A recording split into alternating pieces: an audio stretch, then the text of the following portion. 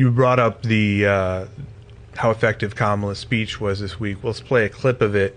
I think this was one of the more standout parts that people were taking. And as president, I will stand strong with Ukraine and our NATO allies. With respect to the war in Gaza, President Biden and I are working around the clock, because now is the time to get a hostage deal and a ceasefire deal done.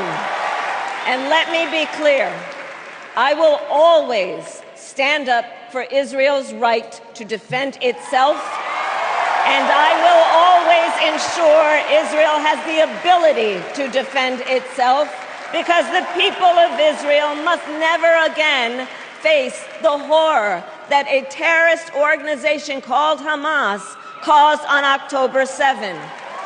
At the same time, what has happened in Gaza over the past 10 months is devastating. So many innocent lives lost. Desperate, hungry people fleeing for safety over and over again. The scale of suffering is heartbreaking. President Biden and I are working to end this war such that Israel is secure, the hostages are released, the suffering in Gaza ends, and the Palestinian people can realize their right to dignity, security, freedom, and self-determination. I will not cozy up to tyrants and dictators like Kim Jong-un who are rooting for Trump.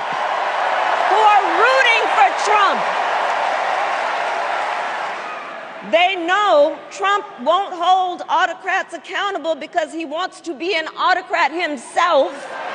That was empathy. Yeah. I mean, you know, it's a lot. I read an article on Fox that was talking about how dealing with the specifically with the Israel-Palestine situation, how there was a difference in terms of even just the order of things, that by putting Palestine at the end of that specific comment, she's making it essentially the moral climax of it and basically putting a little bit more weight on it, because before it was a lot more like Palestine, it's terrible what's going on, but let's not forget Hamas and that was sort of the order of things. But by switching it, it actually sort of shows like it's a disproportionate amount of suffering that's going on right now. Not to belittle the Hamas situation and the hostages and all that awfulness, but to recognize that like there's another situation that is clearly even worse. Because she spoke with so much empathy to what's happening in both regions,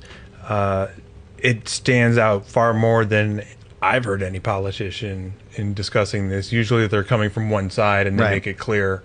And to hear that for the first time, I was like, well, yeah, I guess you could just say it like that. How about that? Right. I guess you could just say, yeah, that's bad, and that's also really bad. Right. And it's almost a little disproportionate, yeah. But we got to make sure it doesn't happen again. And then you're like, oh, okay, yeah.